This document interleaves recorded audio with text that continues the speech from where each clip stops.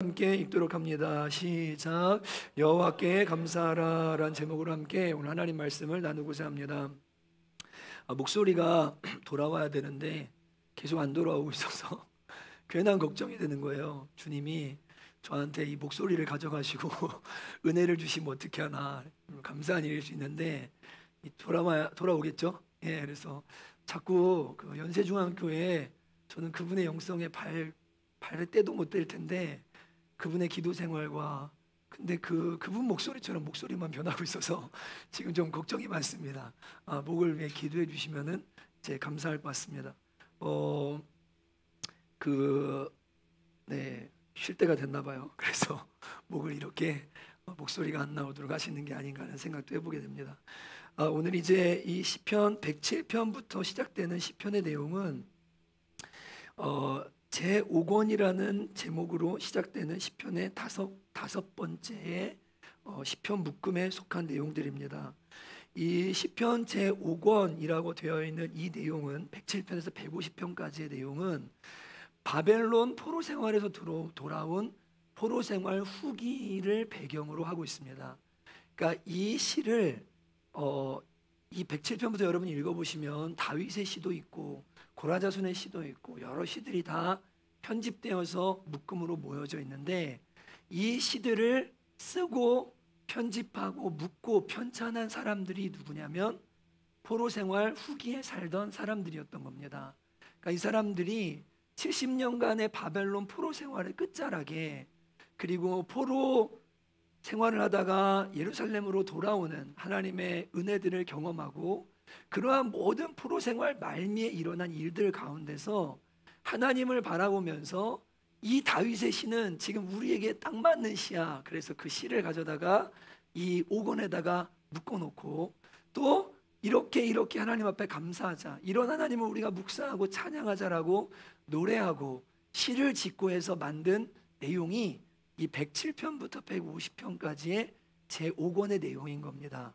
그러니까 여러분들이 시편 107편부터 150편까지의 시를 읽을 때에는 바벨론 포로 생활 후기 공동체의 사람들의 심정, 그들의 상황, 그들의 모든 것들을 생각하면서 읽으면 이런 마음으로 이 시를 썼겠구나, 이런 마음으로 다윗의 노래를 차용해서 노래하고 하나님을 예배했겠구나, 이렇게 했겠구나라는 것을 느낄 수 있고 여러분이 성경을 읽으시는데 도움이 됩니다.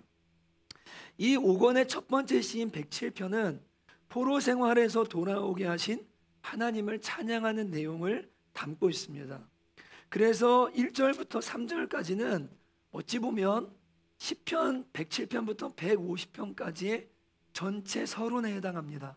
우리가 시편 1편을 여러분과 시편 1편, 2편을 나눌 때도 이 1편과 2편이 시편 150편의 전체의 서론이라고 말씀드렸듯이 각 권마다 맨 앞에 나오는 시편은 나머지 뒤에 나오는 시편의 서론에 해당하는 거예요. 예, 전체가 무슨 말을 하고 싶은지를 포함하고 있는 게 바로 이 시편 맨 앞에 나오는 서론에 해당하는 시의 내용인 겁니다. 더욱이 시편 107편의 1절에서부터 3절까지의 말씀은 제가 말씀드린 대로 바벨론 포로 시대 후기에 포로 생활 가운데 돌아온 사람들이 하나님의 은혜를 기억하면서 무엇을 감사하고 어떻게 하나님을 찬양할지, 어떻게 예배할지에 대한 내용들을 담고 있는 내용인 것입니다. 그래서 1절부터 3절의 내용은 이렇게 말하고 있습니다. 여호와께 감사하라. 그는 선하시며 그 인자하심이 영원하미로다. 여호와의 속량을 받은 자들은 이같이 말할지어다. 여호와께서 대적의 손에서 그들을 속량하사 동서남북 각 지방에서부터 모으셨도다. 이들이 바벨론뿐 아니라 모든 나라에 흩어져 살다가 예루살렘의 회복, 하나님께서 포로들을 돌려보내시는 이 사건들을 경험하면서 대적의 손에서 우리를 놓아서 보내게 하시는, 바벨론이 127도를 다스리고 있었잖아요. 그 어마어마한 나라들 속에 다 흩어져 살고 있었는데 그 나라에서 고레스 왕의 칙령을 통해서 너희는 다 예루살렘으로 돌아가라, 가서 하나님을 섬겨라라고 말하는 이 명령 앞에 회복되어지고 동서남북에서 자신들은 한 것이 없음에도 하나님께서 그들을 속량하셔서 다시 회복시키신, 그래서 하나님의 자녀를 삼아주신 그 모든 이스라엘 백성들은 여호와를 찬양하고 그분을 그분께 감사하고 그 인자하심과 선하심을 노래하라라고 이제 선포하면서 이 시편 제5권을 107편으로부터 시작하고 있는 내용인 겁니다. 저와 여러분이 열방 가운데, 아니 열방이라고 말할 필요는 없겠죠. 그 대한민국 땅 가운데 각자 시기와 태어난 시기가 다 다르고 살고 있던 장소가 다 다르고 대한민국 안에서만큼은 동서남북에 흩어져 살고 있었습니다. 하나님을 모른 채.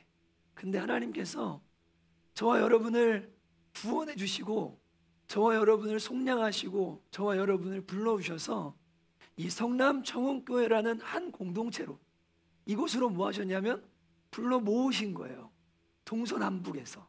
이제 오늘 이 107편을 보면서 저와 여러분이 하나님 앞에 지난 10년뿐 아니라 특히 지난 1년의 시간 동안 우리의 삶에 있었던 일들과 하나님 앞에 무엇을 감사하면 좋을지에 대해 이제 나누기를 원하는데, 제가 그래서 조금 중간을 건너뛰고 바로바로 우리에게 적용하고 우리의 삶에 말씀들을 적용해서 나누는 내용들을 여러분과 함께 나누기 시작을 할 겁니다. 이 이스라엘 백성들이 열방에 흩어져 있다가 이스라엘로 예루살렘으로 돌아와서 다시 하나의 공동체를 이루고 하나님을 예배하는 공동체로 살아가게 됐던 것처럼 저와 여러분이 이 마귀의 손에 붙들려서 믿지 않는 가정에서, 어떤 사람 믿는 가정에서 태어날 수도 있겠죠. 정말로 모두가 포로 생활하는 것처럼 마귀의 소나기에서 자라나면서 각자 출생의 연도가 다르고 출생한 지역이 다르고 모두가 그렇게 다른 모습으로 살고 있었는데, 하나님께서 어느 날 우리를 불러주시고 하나님의 은혜를 받게 해주셔서 이 성남 청운교회라는 공동체로 뭐하냐면 한 자리에 모아놓으신 거예요. 모아놓으신 겁니다. 제가 어제도 논산을 다녀오다가 군산을 공주를 지나가는데 우리 교회 공주에서 온 사람들이 있거든요. 예, 누구죠? 성교 전사님이랑 성광 선생님, 성광 형제. 어떻게 거기서 만나게 하셨을까? 불러주셨을까? 이 특별한 하나님의 계획이 없으면 그런 일이 일어날 수가 없습니다. 일어날 수가 없어요. 어제 논산에 가서 장례식장에 들어가서 백일순 집사님 어머님, 그 백일순 집사님 어려서 때리고 무당이셨던 분이잖아요. 그 엄청난 죄악 가운데 살다가 하나님을 결국 영접하고 자신의 그 아픔을 줬던 엄마를 백일순 집사님은 결국 마지막에 본인이 모시고, 그래서 정말 아름답게 예수님 믿고 그 영상 보니까요, 돌아가시기 며칠 전에 계속 좋아라, 아이고 좋아라, 아이고 좋아라.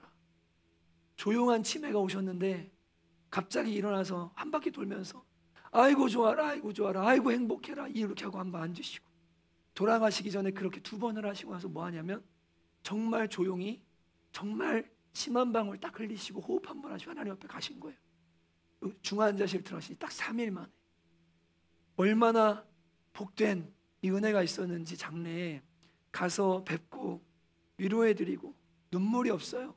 근데 그 오빠도 논산중앙교회에서 장로로, 언니 그 시연 뭡니까 언니도 권사로 너무나 아름답게 섬기면서 그렇게 장례를 경험하고 있는 그 가정을 다녀왔는데, 어떤 그 가정에 속한 그 논산중앙교회 안수 집사님이랍니다. 장로님 어머님이 돌아가셨으니 오신 것 같은데 저쪽에 밥을 먹고 있다가 갑자기 저한테, 제가 아니라 그 가족한테 그러더래요. 그 장로님한테, 저분 청운교회 목사님 아니야? 그러더래요. 논산중앙교회 안수 집사님이요. 그래갖고 그 논산중앙교회 권사님 되시는 그분이 오셔서 성남 청운교회 목사님이시라고 저기 안수 집사님이 그러시는데 맞냐고 이러면서 얘기를 하는 거예요. 어떻게 하시냐고. 왜 하는지는 모른대요. 저도 왜 하시는지 모르겠어요. 아마 정말 이상한 루트로 이게 유튜브 알고리즘이 말도 안 되게 그분에게 성남청운교회 설교 영상이나 뭘 갖다가 앞에다가 놔둔 것 같아요. 그러지 않고 찾아 들을 리가 없거든요. 예. 제 설교는 찾아 듣는 설교가 아니에요. 우리 교회는 누가 굳이 찾아서 들어야 되고 봐야 되는 교회가 아니에요. 근데 이게 어떻게 된 일일까? 근데 여러분, 성효전 전사님 어떻게 우리 교회 왔습니까? 그 머스트 워십에 올라온 설교 그거 하나, 그거 하나 듣고 나 이 교회 한번 가봐야 되겠다. 맘먹고 공주에서 혈혈단신으로 그냥 올라온 거 아닙니까? 그리고는 감시를 다니고 있었는데 보수주의 그리고 하나님의 주권주의 신앙의 매력을 느끼고 로이드 존스 목사님 책을 읽어보라고 하니까 그 책을 읽어보고서 장로교로 가야 되겠다는 마음을 갖고 총신까지 오게 된 거 아닙니까? 그 모든 과정들을 가만히 이렇게 보면요, 하나님께서 동서남북에서 우리를 불러 모으셨구나. 분산에서 올라온 유진이, 대전에서 올라온 송이, 그리고 여기 뭐 다 성남에서 누가 만날 줄 알았겠어요? 부산에서 살던 요한 집사님 서울 와가지고 신림동에서 만나게 해서 지금까지 묶어주시고, 부산 사나이 예담이 어떻게 하다가 우리 교회 와 있는지 참 이해가 안 되는 모습으로 와 있고, 제주 청년 재환이 뭐 그냥 가만히 이렇게 보면요, 동서남북에서 하나님이 다 우리를 불러 모아주셨어요. 하나님이 속량하시고 구원하셔서. 그리고 적어도 성남총회에 속했다면 지금 이제 우리가 말할 수 있는 것은 내가 구원받은 하나님의 백성들이고 하나님이 나를 위해서 십자가에서 무슨 일을 하셨는지, 어떤 속량을 이루셨는지, 어떤 대속의 죽음을 이루셨는지를 적어도 우리 교회에 속한 이 성남총회로 부름받은 사람들은 바벨론 포로 생활에서 예루살렘으로 돌아온 이스라엘 백성들처럼 자신들이 죄와 세상 가운데 방황하다가 내가 이제 하나님의 집으로 돌아왔구나라는 이 의식을 적어도 우리 모두는 다 갖고 있는 줄로 믿습니다. 그런 하나님의 백성들을 향해 오늘 107편의 시편의 기자가 하나님의 속량을 아는 너희들, 동서남북에서 불러 모은 너희들은 여호와의 인자하심과 그분의 영원하심, 성실하심을 찬양하라, 그분께 감사하라고 하는 이 말씀 앞에 저와 여러분도 동일하게 그 여호와 하나님, 우리를 하나의 공동체로 불러 모으신 하나님을 이 시간에 기억하고 그 선하시고 인자하심이 무엇인지를 생각하고 감사하는 시간을 갖게 되기를 주님의 이름으로 축복합니다. 먼저 이 107편의 기자는 4절부터 9절까지 이렇게 말합니다. 그들이 광야 사막길에서 방황하며 거주할 성읍을 찾지 못하고 줄이고 목이 말라 그들의 영혼이 그들 안에서 피곤하였도다. 이에 그들이 근심 중에 여호와께 부르짖음에 그들의 고통에서 건지시고 또 바른 길로 인도하사 거주할 성읍에 이르게 하셨도다. 여호와의 인자하심과 인생에 하신 기적으로 말미암아 그를 찬송할지로다. 그가 사모하는 영혼에게 만족을 주시며 줄인 영혼에게 좋은 것으로 채워 주심이로다. 바벨론에서부터 예루살렘까지 돌아오는 길은 무려 직선거리로 1500km 가량이 됩니다. 직선거리가 아니고 이 돌아서 하라는 땅을 통해서 돌아오는 거리가요, 이게 1500km가 됩니다. 제가 중국에 단기 선교를 갔을 때 심양에 들어가서 심양에 내려서 어디 저 내륙 지방으로 들어가는데 편말을 봤는데요, 저희 목표하는 지점까지 1600km예요. 그 표지판이요. 그 차로 달려가는데 16시간이 뭐예요? 거의 20몇 시간을 달린 것 같아요. 마어마하네 진짜. 이치도 달려도 끝이 없습니다. 차로 달려도 정말 그 1600km, 말이 1600km죠. 장난이 아닌 거리입니다. 근데 바벨론에서 예루살렘으로 돌아오는데 그 거리는 1500km를 걸어서 와야 됩니다. 오는 길에는 사막도 있고요, 그리고 광야도 있고요, 산도 있고요, 어마어마한 길을 걸어서 장장 길게는 6개월가량, 짧게는 3개월 계속 걸어서 와야 되는 길이 뭐냐면 바벨론에서 예루살렘으로 돌아오는 길인 겁니다. 영적으로 볼 때 우리의 본향은, 우리의 예루살렘은 이제 우리 인생길을 살아가면서 이 광야와 같은 인생길을 다 지나고 나서 우리가 도달해야 될 예루살렘은 저 천국이죠. 저 천국에 우리의 거할 곳이 있습니다. 거기에 우리의 영원한 성읍이 있고 거기에 영원한 우리의 집이 기다리고 있습니다. 그 집은 그냥 이렇게 우리가 생각하는 물질적인 개념의 집은 아닙니다. 그게 어떤 모습이고 어떠한 모양으로 우리에게 다가올지 모르지만 주님께서는 제자들에게 걱정하지 마라. 내 아버지 집에 거할 곳이 많도다. 너희를 위해 예비된 자리가 많다. 걱정하지 말아라. 주님이 그렇게 말씀하셨거든요. 근데 이 바벨론 포로 생활에서 돌아온 이들이 예루살렘 자신들의 본향으로 돌아가는 과정까지 1500km가 되는 이 길을 걸어가면서 무엇이 필요했냐면 거주할 성읍이 필요했습니다. 여기에 말하는 거주할 성읍은 우리가 생각하는 돌로 쌓은 성들을 말하는 게 아닙니다. 이 여기에 나오는 성읍이라는 말은 광야에 그냥 여러분이 옛날 영화 같은 걸 보시면 족장시대 때 그리고 우리 신라시대 백제시대 때에 잘 쌓은 돌성이 아니라 그냥 나무 목책 같은 걸로 세워가지고 이렇게 세우는 울타리 있잖아요. 울타리만 쳐도 그걸 뭐라고 말하냐면 이걸 성읍이라고 말하는 거예요. 마을 사람들이 모여서 그냥 같이 살기 위해서 외부로부터 바람 좀 막아주고 적들의 공격으로부터 조금 막아주고 그래도 여기는 우리 바운더리야라고 말하는 그런 나무로 쌓은 목책으로 쌓은 그냥 나무 성 같은 거 있잖아요. 바리케이 같은 거 요런 정도의 울타리만 있어도 뭐냐면 이걸 성읍이라고 말하는 거예요. 지금 여기서 말하는 성읍은 그렇게 잘 쌓여진 성을 말하는 게 아닙니다. 아까 말씀드린 그런 나무 울타리 같은 처진 그런 성읍, 그냥 잠깐 머물 수 있고 잠깐 쉴 수 있고 잠깐 보호받을 수 있는 그런 성읍을 이들이 이동 가운데 뭐 하고 있었냐면 찾고 있었던 겁니다. 찾고 있었던 거예요. 그 몇만 명이 되는 사람들이 이동하면서 야, 이 광야에서 잠깐 머물 곳이 필요한데 지치고 힘들고 이동하는 가운데 며칠간 쉴 곳이 필요한데 그런 성읍, 그거를 찾았던 겁니다. 그리고 목이 말라요. 물이 필요합니다. 그리고 정말 이 광야에서 광야 생활하면서 예루살렘으로 돌아가는 길이 너무나 힘든 길이었습니다. 그래서 그들이 광야 사막길에 방황하며 거주할 성읍을 찾지 못하고 줄이고 목이 말라 그들의 영혼이 그들 안에서 피곤하였도다. 이에 그들의 근심 중에 여호와께 부르짖음에 그들의 영혼을 그들의 고통에서 건지시고 바른 길로 인도하사 거주할 성읍에 이르게 하셨도다라고 하나님의 일하심을 찬양하고 있는 내용을 보게 됩니다. 저는 지난 1년 아니 지난 10년 성남청옥교회를 목회하면서 총 1번, 2번 그리고 3번의 이사를 경험을 했습니다. 네, 3번의 이사를 경험했습니다. 저희 가정이 살아야 될, 거주해야 될 성읍을 찾아서 총 3번의 이사를 저는 경험했습니다. 저희 집은 이제 천국에 있잖아요. 예, 저희 집은 천국에 있거든요. 근데 이 땅에 사는 동안에 살아야 될 성읍이 필요해요. 집이 필요합니다. 그 성읍을, 그 집을 찾기 위해서 살아야 되는데 처음 2931번지에 저희가 들어왔어요. 신흥삼동.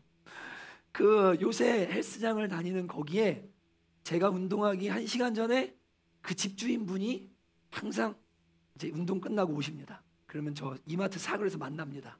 그럼 저희가 성남에 처음 들어왔을 때 집주인이세요.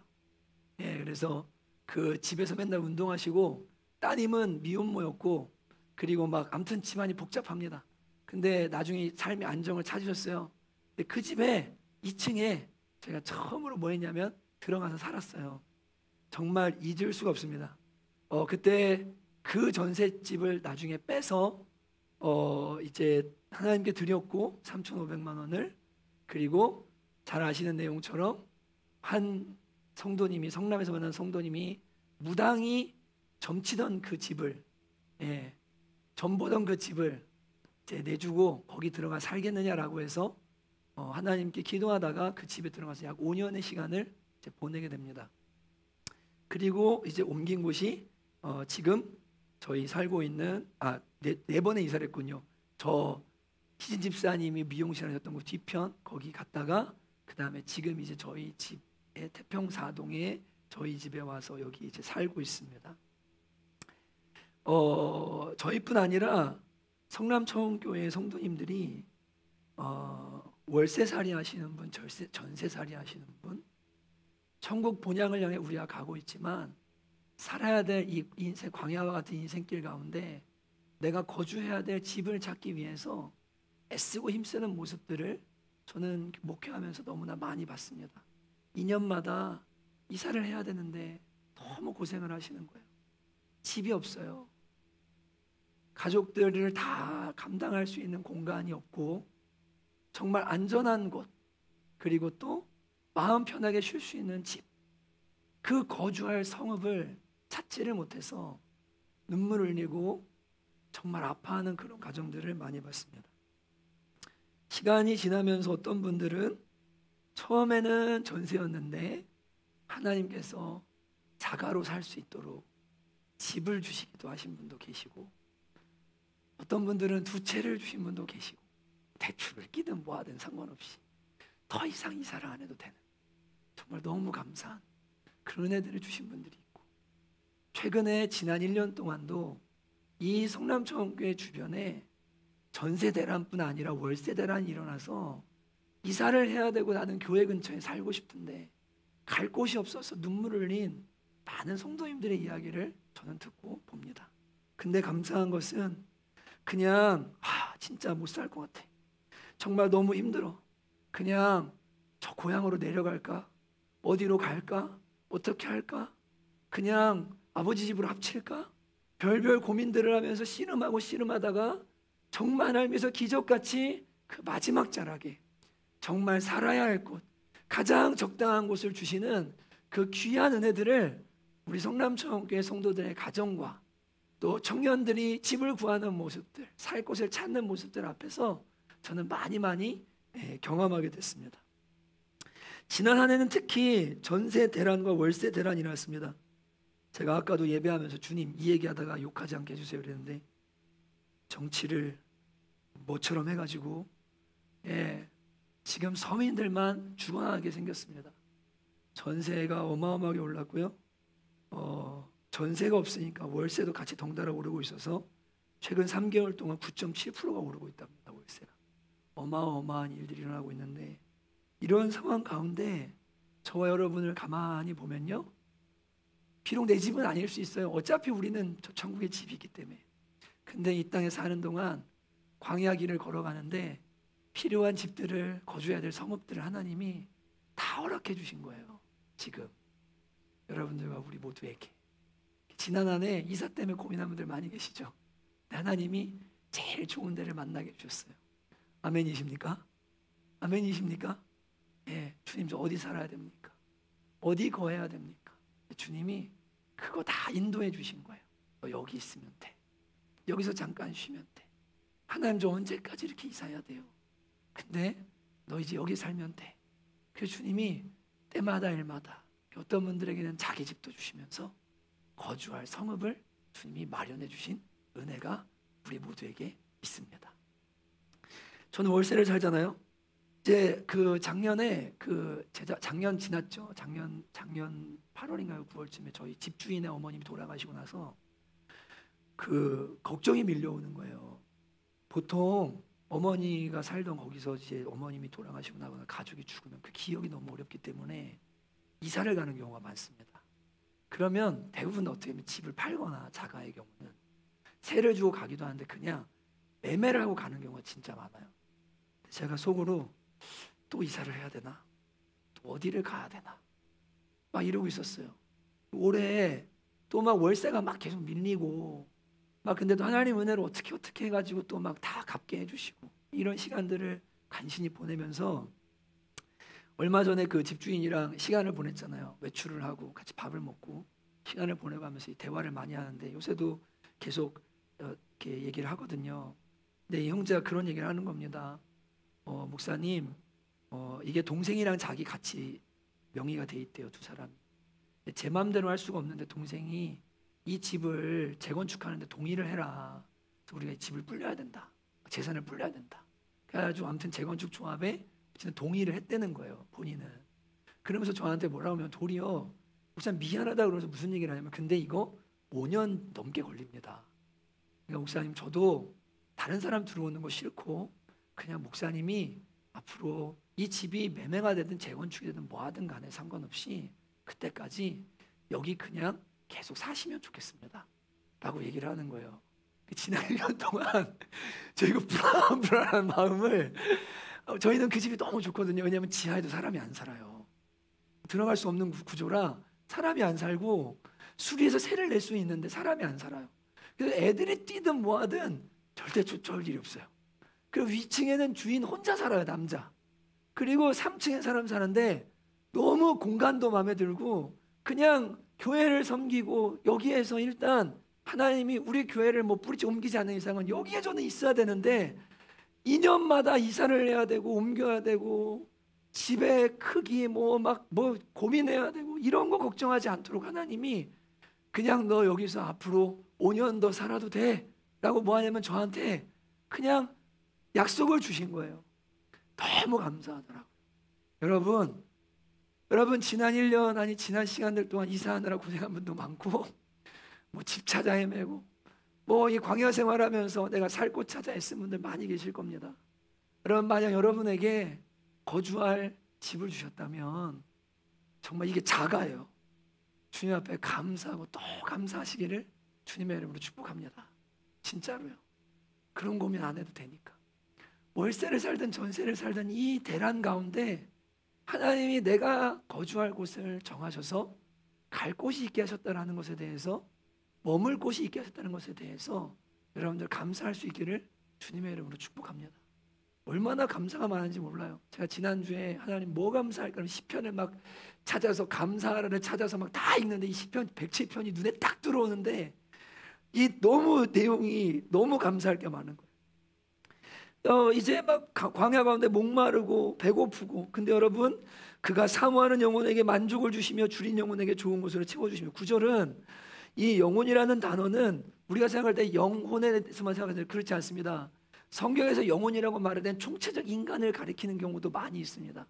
여기에 영혼은 단순히 줄이는 영혼을 말하는 게 아니고 영적인 이야기하는 게 아니에요. 광야 생활하면서 배고프고 진짜 먹을 거 없고 정말로 뭐 하냐면 배가 고픈 그 영혼들에게 때마다 일마다 먹을 것을 주시고 살 곳을 인도해 주신 그 하나님, 광야길 가운데 우리를 먹이시고 거주할 곳을 주신 그 하나님의 은혜를 찬양하고 감사하자라고 이야기하고 있는 겁니다.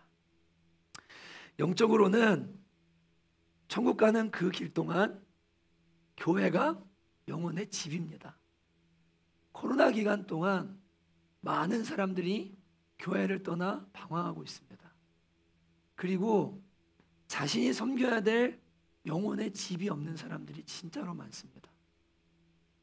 안나가 성도, 가나안 성도잖아요. 예, 광야 생활하면서 정말로 내가 마음 주고 하나님 나라 가는 그때까지 하나의 공동체를 이뤄서 같이 사랑하고 천국이 이런 것이구나, 주님의 나라가 이런 거구나를 경험하는 그런 경험들을 하면서 살아가는 사람들이 사실 많지 않아요. 그냥 왔다 갔다 하고 등록 교인으로 있을지 모르지만 그렇게 정말 주님의 집에 속해서 주님의 집에 거하는 사람들이 많지 않습니다. 하나님께서 저와 여러분을 동서남북에서 부르셔서 영혼의 집인 성남청운교회의 공동체 일원이요 가족으로 삼아주셔서 내가 영적으로 거주할 집이 있고 정말로 주일이 되면 예배하러 갈 교회가 있고 내 마음과 힘을 다해 섬길 주님의 몸된 집이 있다는 사실에 대해서 내가 보호받고 자라나고 또 내가 성숙해서 섬길 수 있는 하나님의 집을, 하나님의 성읍을 천국과는 광야 생활 가운데 나에게 주셨다는 사실에 대해서 여러분들 감사하고 감격할 수 있는 여러분 모두가 되시기를 주님의 이름으로 축복합니다. 여러분 이제 또 더 나가 봅시다. 10절부터는 또 다른 감사의 이야기를 하고 있습니다. 사람이 흑암과 사망의 그늘에 앉으며 곤고와 쇠사슬에 매임은 하나님의 말씀을 거역하며 지존자의 뜻을 멸시함이라. 그러므로 그가 고통을 주어 그들의 마음을 겸손하게 하였으니 그들이 엎드러져도 돕는 자가 없었도다. 이에 그들이 그 환난 중에 여호와께 부르짖음에 그들의 고통에서 구원하시되 흑암과 사망의 그늘에서 인도하여 내시어 그들의 얽어맨 줄을 끊으셨도다. 여호와의 인자심과 인생에 행하신 기적으로 말미암아 그를 찬송할지로다. 오늘 이 시인은 이스라엘이 하나님의 명령을 거역함으로 말미암아 지존자의 뜻을 거역함으로 말미암아 바벨론의 포로가 되고 정말 비참해진 그 상황 가운데서 겸손한 마음으로 통회하는 마음으로 하나님의 은혜를 구할 때 하나님께서 비록 그들이 잘못된 선택과 잘못된 결정으로 고난 가운데 빠졌지만 그럼에도 불구하고 그들의 부르짖음을 들으시고 쇠빗장과 놋 감옥에서 꺼내어 주시고 모든 결박에서 풀어주시는, 자유케 하시는 그 회복의 하나님, 고통 가운데 회복을 주시는 그 하나님을 찬양하고 감사하자라고 이렇게 이야기하고 있는 겁니다. 여러분, C.S. 루이스가 고통의 문제라는 책에서 고난의 유익을 이렇게 말했습니다. 신이 인간에게 고통을 주시는 이유는 인간은 고통 앞에서 잠든 마음이 깨어나기 때문이다. 시련이 닥치기 전까지는 인간은 안락함 속에서 그 영혼이 깨어나지 않으며 감사와 은혜를 깨닫지 못한다. 그러나 사람들은 그 고통 앞에서 비로소 깨어나고 겸허해진다. 이스라엘 백성들이 점점 교만해지고 하나님을 잃어버리니까 하나님께서 고통을 주셨습니다. 그들의 잘못된 행위들과 잘못된 불순종 때문에. 그런데 이들이 고통 가운데 영혼이 깨어나서 뭐 하냐면 겸비케 된 거예요. 그리고 하나님을 인식하고 하나님께 예전에 그 하나님 안에 살았던 그 즐거움, 자신들이 얼마나 큰 은혜를 받았던 사람들인지를 기억하면서 하나님 앞에 비로소 다시 감사하고 하나님의 은혜를 보면 회개할 때 하나님께서는 이스라엘 백성들을 바벨론의 포로 생활 가운데서 논문을 깨뜨리시고 쇠빗장을 꺾으셔서 뭐 하냐면 이들을 회복시켜 주시는 이야기, 그 놀라운 은혜를 이 시편 107편의 기자는 감사하자라고 이야기하고 있는 겁니다. 이들의 고통이 얼마나 심했냐면 18절에 보시면 그들은 그들의 모든 음식물을 싫어하게 되어 사망의 문에 이르렀도다라고 이야기합니다. 고통이 진짜 심하면 밥맛이 없어집니다. 여러분도 경험해 보셨는지 모르겠는데 정말 고통이 심하면요 밥맛이 없어집니다. 그러니까 이 이스라엘 백성들의 고난이 얼마나 심하면은 음식물조차 싫은 거예요. 그래서 사망의 문에 뭐 했냐면 이르게 됐습니다. 근데 그때 그들의 고통 가운데 부르짖음에 하나님이 그의 말씀을 보내서 그들을 위험한 지경, 죽음의 지경에서 건져주셨다라고 이야기하고 있는 겁니다. 그러니까 얼마나 고통이 심했으면 밥맛조차 없어지는 그런 고통을 겪었는데 하나님 살려주세요 그랬더니 하나님이 이 사람들이 잘못한 결과예요. 그럼에도 불구하고 그들을 건져주신 그 은혜에 대해서 감사하자라고 이야기하고 있는 겁니다. 여러분들의 삶에도 지난 1년, 지난 시간들 동안 내가 잘못된 결정을 하고 잘못된 판단을 내렸기 때문에 그리고 하나님의 뜻을 거역했기 때문에 온 고통들이 있을 것입니다. 근데 지난 시간들을 가만히 보면요 분명히 내 잘못이에요. 근데 하나님 살려주세요. 정말 밥조차 안 들어갈 만큼 힘들어요. 정말 너무나 괴로워요. 하나님의 은혜를 구할 때마다 하나님은 정말 우리를 그 고난 가운데 건져주시고 살려주시면서 때마다 일마다 회복시켜 주시는 은혜로 우리를 인도해 오신 것을 저와 여러분이 다 부정하지 못할 겁니다.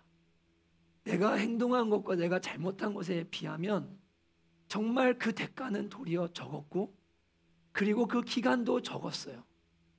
하나님께서 은혜를 구하고 겸비한 마음으로 도움을 구하면 정말 죽을 때까지 우리를 버려두지 않으시고 신속히 우리를 건져주신 고난 가운데 은혜가 있었다는 것을 저 여러분은 다 알게 됩니다. 돈이 없어서 이러다 죽을 것 같은데 이러다가 큰일 날 것 같은데 근데 하나님 죽이지 않으시고 뭐 하냐면 계속 살려주세요. 계속 은혜를 주십니다. 영적으로도 마찬가지입니다. 영혼이 하나님의 뜻을 거역하고 하나님께서 멀어져서 영적 죽음에 이르는 상태가 오면 음식물을 싫어하는 것처럼 말씀도 거부하게 되고 말씀을 들어도 은혜가 안 되고 그냥 모든 게 다 은혜가 안 되고 성경도 은혜가 안 되고 찬양도 은혜가 안 되고 영혼의 음식물 자체가 다 은혜가 안 돼요. 이러다가 죽을 것 같은데 근데 하나님께서 오늘 말씀처럼 말씀을 보내사 위험한 지경에서 건져주시는 은혜를 저와 여러분이 지난 시간 동안 다 경험하셨을 겁니다. 저는 그랬어요. 진짜로 말씀이 안 읽어질 때 작년에 영적 침체 가운데 있을 때 하나님이 성경을 펴면 그리고 오늘의 말씀을 통해 혹은 어떤 짜잘짜잘한 말씀들을 통해서라도 저한테 필요한 말씀과 위로의 말씀과 은혜의 말씀들을 주시면서 하나님의 말씀으로 내 영혼을 위경 가운데 건져주시는 내가 찾은 것도 아니고 내가 먹으려고 했던 것도 아닌데 주님이 나한테 말씀을 보내셔서 나를 위험한 지경에서 건져주시는 그 놀라운 은혜를 지난 한 해 동안 저는 많이 경험했습니다. 여러분들도 똑같이 경험하신 줄 믿습니다. 내 잘못, 내 판단, 내 모든 과오로 인해서 고통 가운데 떨어졌고 육적으로나 영적으로 다 침체 가운데 죽음 가운데 이를 것처럼 어려움이 있었지만 그럼에도 하나님은 우리를 죽이지 않으시고 그 위험한 지경에 이르기 전에 항상 우리를 고난 가운데 건져주시고 우리를 구원해 주신 하나님의 은혜가 지난 1년 동안 그리고 지난 신앙의 시간 동안에 변함없이 있었다는 사실에 대해서 여러분이 생각하시면서 하나님 앞에 감사하고 여러분이 그 은혜를 기억하시기를 주님의 이름으로 축복합니다. 조금 빨리 가야 될 것 같아요. 네, 23절부터 보시면 또 이렇게 말합니다. 배를 바다에 띄우며 큰 물에서 일을 하는 자는 여호와께서 행하신 일들과 그의 기이한 일들을 깊은 바다에서 보나니 여호와께서 명령하신 즉 광풍이 일어나 바다 물결을 일으키는도다. 그들이 하늘로 솟구쳤다가 깊은 곳으로 내려가니 그 위험 때문에 그들의 영혼이 녹는도다. 그들이 이리저리 구르며 취한 자같이 비틀거리니 그들의 모든 지각이 혼돈 속에 빠지는도다. 이에 그들이 그들의 고통 때문에 여호와께 부르짖음에 그가 그들의 고통에서 그들을 인도하여 내시고 광풍을 고요하게 하사 물결도 잔잔하게 하시는도다. 그들이 평온함으로 말미암아 기뻐하는 중에 여호와께서 그들이 바라는 항구로 인도하시는도다. 예전에 이게 소원의 항구로 인도하시는도다라고 이렇게 번역되어 있었습니다. 이건 무슨 이야기하면 이런 겁니다. 두로와 다시스의 상인들, 바다에 배를 띄우고 무역하는 사람들의 이야기입니다. 이들이 다 뱃사람들이고 바다에 있어서는 전문가들입니다. 언제 몇 월에 어느 길로 이 바다를 항해해서 가면, 지중해를 항해해서 가면 갈릴리 바다를 헤쳐서 가면 장사를 잘 할 수 있고 무역을 할 수 있어를 아는 사람들. 근데 이들이 그 지혜와 지식을 가지고 바다 가운데로 나갔는데 광풍이 일어나는 거예요. 생각지도 않은 일들이 일어나는 겁니다. 정말 두려움이 엄습하고 이거 어떻게 내가 아는 지혜로 내가 아는 경험으로 이거 도저히 돌파할 수가 없는데 라는 상황을 이들이 만난 겁니다. 근데 그런 고통 가운데 여호와께 부르짖었더니 하나님께서 그 풍랑을 잠잠케 하실 뿐 아니라 그들의 마음속에 평안함을 주셨다라고 이야기하고 있는 겁니다. 코로나가 대한민국과 전 세계를 덮었습니다. 코로나 셧다운이라고 표현하잖아요. 락다운이라고 표현합니다. 우리나라는 2분기 동안 여러분 매일 자영업자들 가게가 1,100개씩 문을 닫았습니다. 2분기 3개월 동안 매일 1,100개가 폐업을 하는 거예요. 매일. 1, 4분기 동안에는요. 인허가 대비율 폐업률이 66.8%입니다. 100개 가게가 등록을 했는데 새로 허가를 냈는데 폐업을 66개가 하는 거예요. 이게 지금 대한민국의 경제 현실입니다. 자영업자들의 현실이에요. 직장을 잃는 사람들 그리고 지금 폐업률과 어음 부도율이 대한민국 역사상 유례 없이 1위를 찍고 있습니다. 가장 경제적으로 어려운 시간들을 보내고 있습니다. 그 풍랑이 일고 있는 거예요. 사업하는 사람들, 바다에다 배를 띄우고 경제활동해야지라고 생각한 사람들, 잘 살아봐야지 한 사람들. 근데 다 줄도산하고. 여러분 작년 말쯤에 개업하신 분들은 무슨 죄입니까? 잘 될 줄 알았을 거 아니에요. 청운의 꿈을 안고 사업을 시작했을 거 아닙니까? 근데 코로나가 터지면서 이런 모양 저런 모양으로 문을 닫게 되고 어려움 당하는 일들이 곳곳에서 일어나고 있습니다. 직업을 잃는 사람들도 많습니다. 청년들은 알바할 자리가 없습니다. 지금 청년 우울증이 청년 알코올 중독이 엄청나게 늘어나고 있습니다. 심각한 상태에 도달하고 있어요. 소망이 없어요. 불안감이 엄습하고 있습니다. 취업 스트레스와 미래에 대한 불안감들로 젊은 세대들이 다 망가져가고 있습니다. 심각한 수준에 이르고 있어요. 이런 상황이 지금 우리의 상황입니다. 근데 지난 한 해를 여러분 돌아보십시오. 성남초원교회 성도님들을 가만히 보면 어려움이 없었던 건 아닌데 죽을 만큼 힘들진 않았던 것 같아요. 하나님께서 다 먹고 살도록 그 풍랑 가운데 배가 깨어지고 망하고 침몰하지 않도록 주님이 다 은혜를 베풀어 주셨습니다. 바인더스 카페, 뭐 어차피 이윤을 많이 남기려고 한 카페는 아니에요. 근데 하나님께서 지금 이 시기에 뭐 하냐면 도리어 더 잘 되어지도록, 더 아름다운 사역으로 나아가도록 이 카페를 뭐 하나님이 인도해 주시고 계세요. 성도 개인 개인의 삶을 보면 하나님께서 복되게 하시고, 도리어 우리 성남청원교회는 이 어려운 시기에 가만히 보고 있으면 저 가정은 더 평강 가운데로 나가고 있는데, 저 가정은 흔들림이 없는데, 저 가정은 더 복되어지고 있는데, 저 개인들은 더 아름다워지고 있고 삶도 유복해지고 있는데, 그리고 비록 어려움이 있어도 주님이 붙들어주고 계시는데, 그리고 무엇보다 우리에게 평강을 주시고 계시는구나, 그걸 우리는 부정할 수가 없습니다.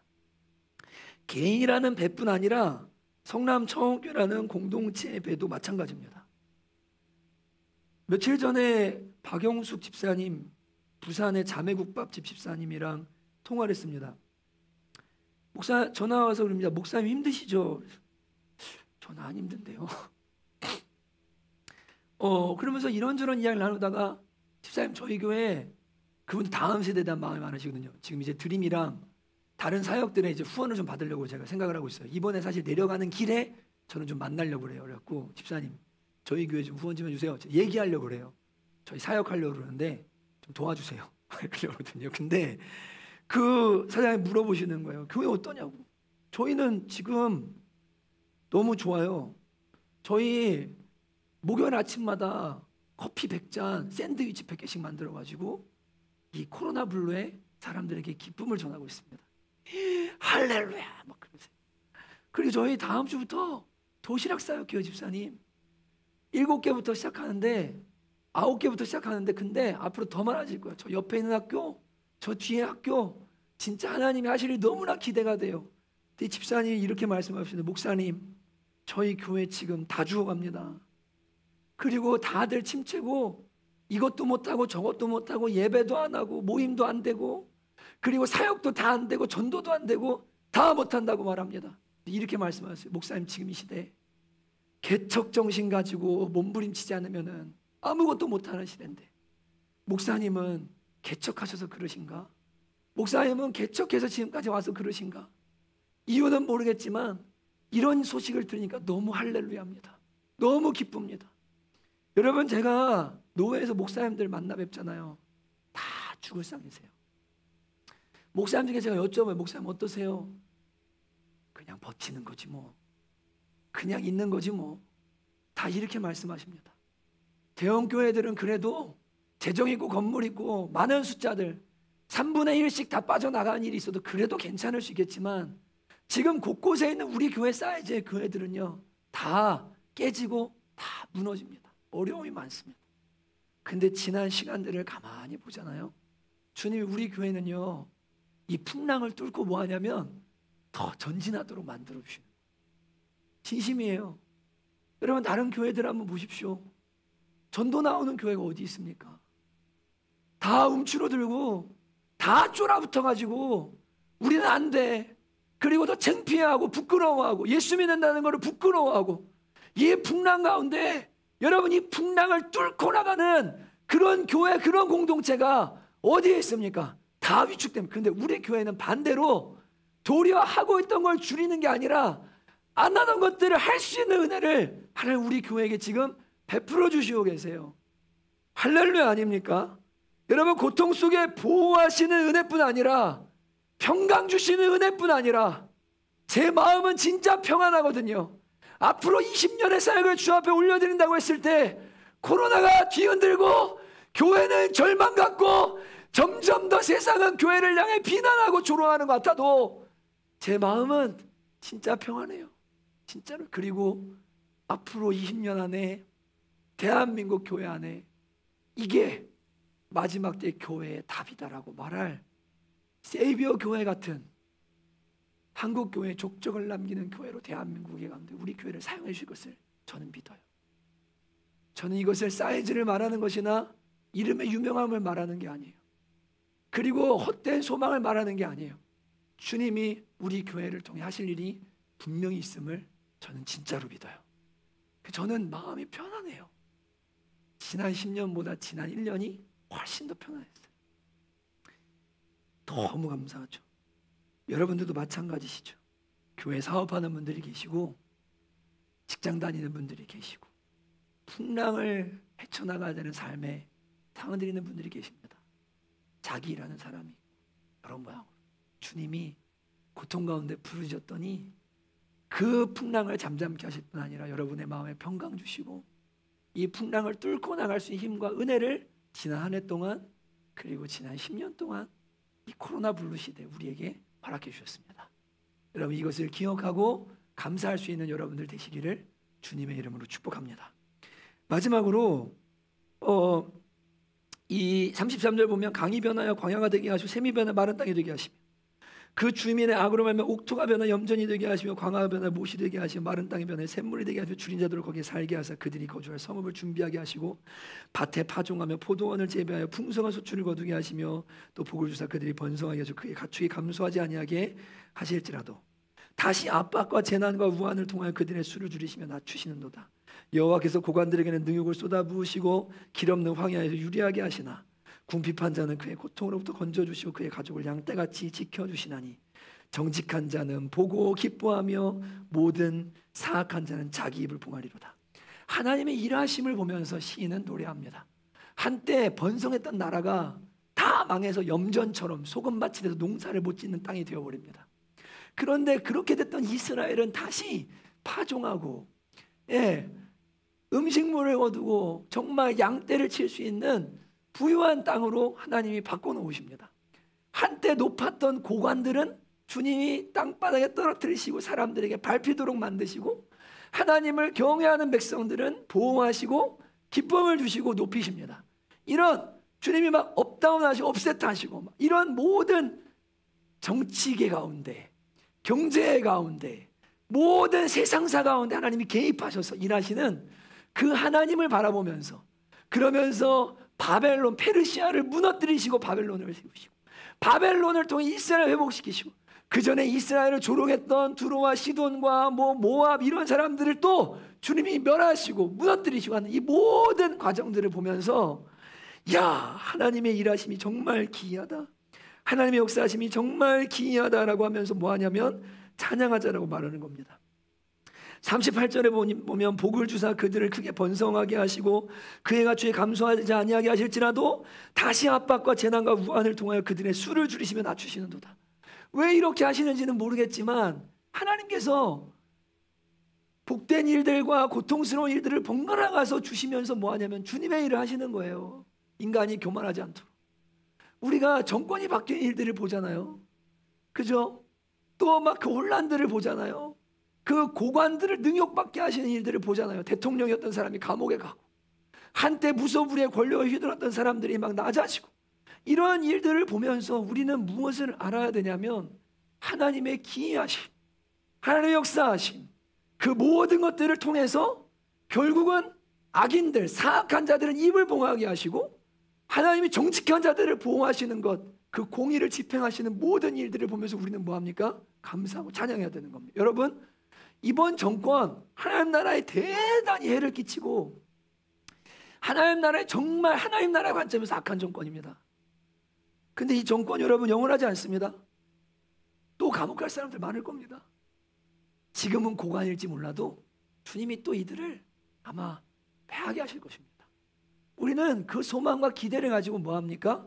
감사할 수 있고 하나님을 찬양할 수 있는 겁니다. 그게 여기에 나오는 앞으로의 소망과 기대에 대한 뭐냐면 이게 감사인 거예요. 이 네 번째 파트가 앞으로 하나님이 하실 일에 대한 이렇게 높은 자들은 낮추시고 염전은 다시 부유한 땅이 되게 하신 하나님의 역전의 역사 이것을 바라보면서 감사하자라고 이야기하고 있는 겁니다. 43절의 결론을 이렇게 내립니다. 지혜 있는 자들은 이러한 일들을 지켜보고 여호와의 무엇을 깨달으로다? 인자하심을 깨달으리로다. 인자하심은 헤세드입니다. 하나님의 영원한 사랑을 말합니다. 지혜 있는 자들은 이런 모든 일들을 가만히 바라보면서 무엇을 깨닫게 되냐면 하나님이 하나님의 백성들을 우리를 정말 사랑하시는구나. 진짜 우리를 향해 성실하신 사랑으로 우리를 돌보고 계시는구나. 그것을 지혜 있는 자들은 깨달을지어다라고 이야기하면서 이 시편을 마무리하고 있습니다. 여러분들에게도 이 지혜가 있으시기를 주님의 이름으로 축복합니다.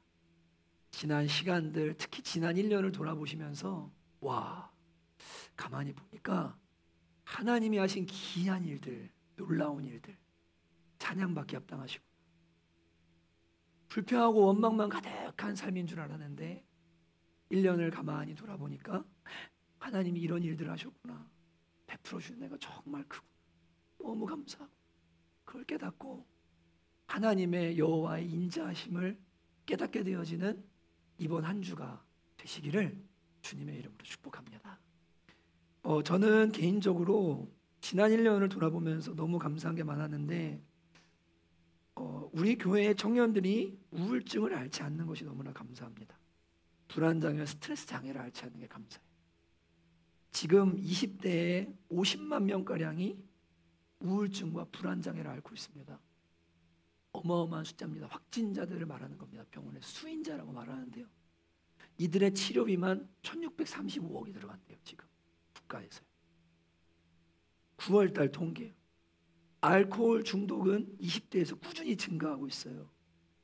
지난 3년 동안 남자는 18.9%, 여자는 9.8%가 증가했습니다. 20대 아이들 가운데 알코올 중독이. 20대인데 수천 명의 아이들이 알코올 중독을 앓고 있어요.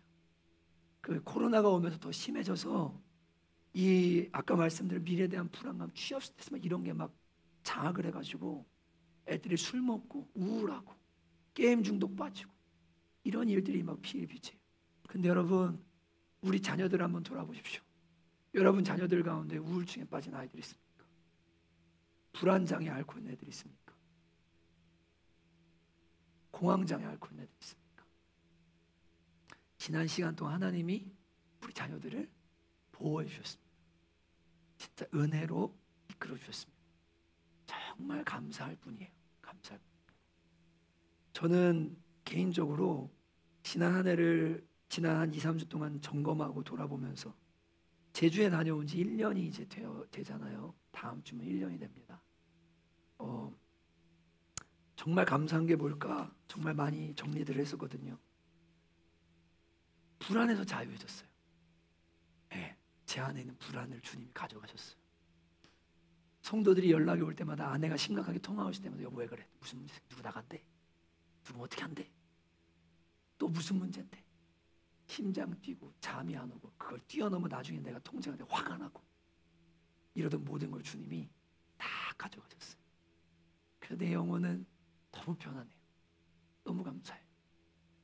사람에 대한 두려움을 주님이 저한테서 걷어가 주셨어요. 그리고 정죄에서 자유를 주셨어요. 주님이 저한테 오늘 아침에 이 말을 꼭 하라고 말씀해 주셨습니다. 제가 오늘 아침에도 샤워하면서 하나님 오늘도 예배에 은혜 주시기 원합니다. 주님 제가 지난 한 주 부족함이 있다 할지라도 오늘 주님 예비하시는 은혜를 부어주시기 원합니다. 라고 기도하면서 샤워를 하는데 주님이 제 마음에 이렇게 말씀해 주셨습니다. 요한아 네가 가장 죄 많고 가장 악했을 때를 생각해봐라. 내가 그때도 언제 은혜 안 준 적 있어? 내가 너를 향해서 한 번도 내 마음 변한 적이 없다. 두려워하지 말아라. 너 자신을 바라보지 마라. 네가 가장 악하고 네가 가장 죄 많을 때도 내가 너한테 항상 은혜를 베풀잖아. 무엇이 두렵냐? 무엇이 염려스럽냐? 네가 가장 약할 그때도 내가 너한테 풍성한 은혜를 베풀지 않았냐? 걱정 말아라. 걱정 말아라. 주님이 제 안에 정죄감을 다 가져가셨어요. 지난 한 해를 생각하면 저는 다 감사할 것뿐이고 그냥 모든 게 다 은혜예요. 여러분들 시간이 좀 지났습니다. 맞춰야 될 것 같아요. 37분이라. 지난 한 해를요 한번 잘 돌아보세요. 얼마나 많은 은혜를 우리에게 베풀어 주셨는지. 그리고 그 은혜는 다름 아닌 하나님의 헤세드, 하나님의 인자하심. 예레미야서 3장, 예레미야가 3장 23절 24절을 고백하는 것처럼 여호와여 주의 인자와 성실이 무궁하심으로 우리가 진멸되지 아니함이니이다. 이것이 아침마다 새로우니 주의 성실하심이 크시도소이다. 하나님, 지난 시간을 보니까 매일매일 베풀어 주시는 은혜가 있었습니다. 진짜 감사합니다. 모든 게 은혜입니다. 여러분, 이렇게 한 해를 돌아보시면서 하나님 앞에 감사할 수 있는 그런 시간들을 여러분이 보내시면 좋을 것 같습니다. 오늘 아침 말씀에 오늘의 말씀이 이렇게 우리한테 이야기하더라고요. 이 하나님은 영원히 우리 하나님이시니 그가 우리를 죽을 때까지 인도하시리로다. 이 하나님은 영원히 우리 하나님이시니 그가 우리를 죽을 때까지 인도하시리로다. 우리 하나님은 정말 이런 분이십니다. 이 시간 같이 함께 주의 인자는 끝이 없고 한번 찬양하고 기도하십시다.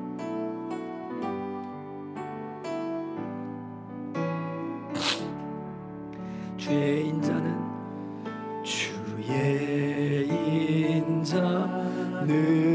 끝이 없고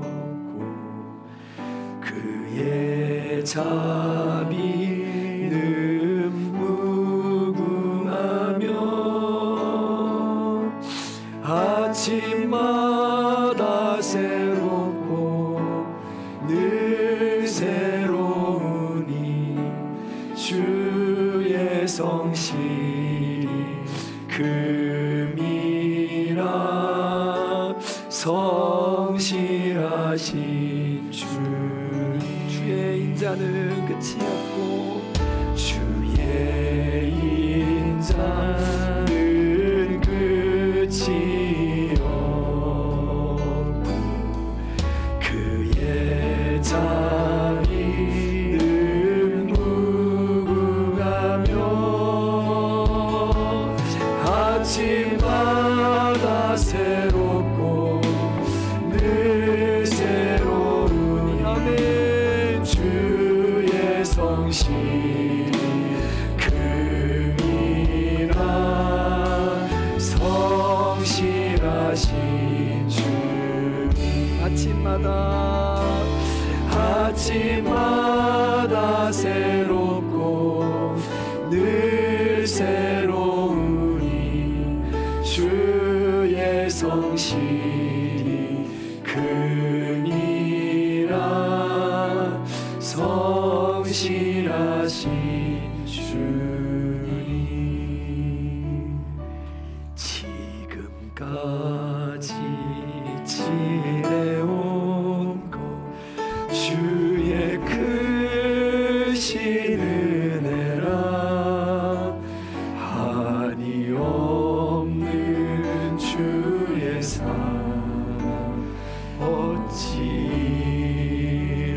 말하랴. 자나깨 주의 손이 항상 살펴주시고 모든 일을 주 안에서 형통하게 몸도 맘도 연약하나 몸도 맘도 연약하나 새 입마다 살았네. 물 붓듯이 부으시는 주의 은혜 족하나 아멘. 사랑 없는 거리에 나 험한 산길에 갈 때 주의 손을 굳게 잡고 찬송하며 가. 주님 다시 배울 날이 주님 다시 배울 날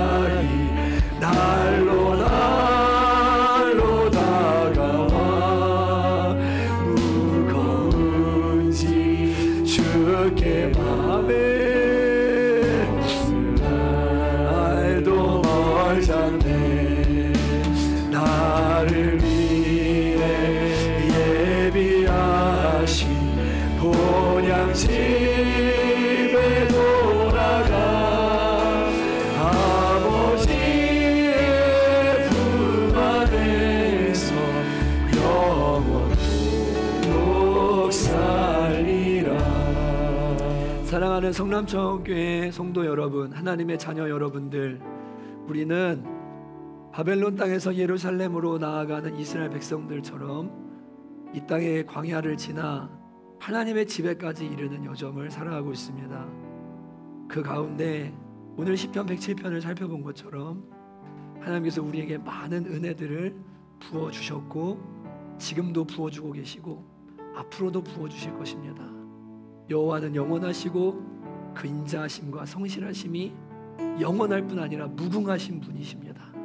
그의 자녀들을 향해 우리 이 시간 하나님, 지난 한 해 지난 시간을 돌아보니 이 광야 같은 인생길, 하나님의 섬세한 손길과 도우심과 헤세드가 있었습니다.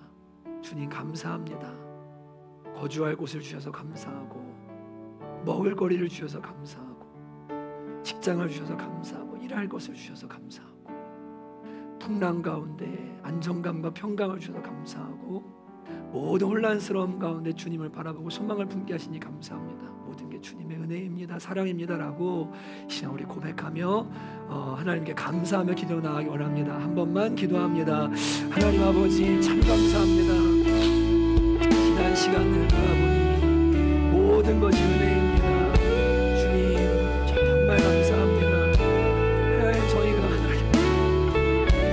잘못된 판단과 잘못된 선택, 우리의 죄와 과오로 인하여서 고통 가운데 떨어질 때도 있었지만 부르짖을 때마다 신실하게 응답하시고 위험에서 우리를 건져주셨습니다. 광야길 가운데 우리를 보호해주시고 울타리가 되어주시고 거주할 성읍을 주시고 안정 가운데 주님의 길을 걸어갈 수 있도록 우리 인도하여 주셨습니다. 하나님, 모든 것이 은혜입니다. 하나님, 모든 것이 감사입니다. 주님, 저희들이 오늘 이 말씀 가운데 우리의 마음에 영혼의 감사가 일어나게 하시고 지나온 삶을 바라보며 하나님이 나를 사랑해 주신 그 사랑이 얼마나 크고 놀라운지를 깨달아 알며 주님 앞에 추수감사주를 준비하는 마음으로 감사의 마음이 아버지 온전히 일어날 수 있도록 주께서 은혜를 도하여 주시옵소서. 하나님 감사합니다. 영광을 받아 주옵소서. 아멘. 하나님 아버지 참으로 감사합니다. 저희들 다음 주 추수감사주일로 하나님 앞에 1년을 돌아보며 주신 은혜를 감사하는 시간들을 갖기 원합니다. 우리의 삶에 일하신 하나님을 바라보고 그 하나님의 인자하심과 성실하심과 영원하심과 신실하심 그리고 기이하심을 발견하고 하나님을 찬양하고 감사하는 귀한 주일 준비할 수 있도록 우리 모두에게 성령의 깨달음과 은혜를 더하여 주시옵소서. 지혜 있는 자는 이 모든 일을 보고 여호와의 인자하심을 깨달으라고 말씀하였습니다. 하나님, 원망하고 불평하는 미련한 자가 아니라 우리의 삶을 돌아보며 하나님의 사랑을 깨닫고 감사할 수 있는 지혜로운 하나님의 자녀들 될 수 있도록 이번 한 주 우리 모두에게 역사하여 주시옵소서. 이제는 우리 주 예수 그리스도의 은혜와 하나님 아버지의 아들을 내어주시기까지 우리를 사랑하신 다함이 없는 극진하신 사랑하심과 성령의 내주하시고 인도하시고 우리를 충만케 하시며 부족한 우리를 통해 역사하시는 함께 하시는 역사가 사랑하는 성남청교회 권속들 머리머리 위에 이제로부터 영원토록 함께 있을지어다. 아멘. 아멘.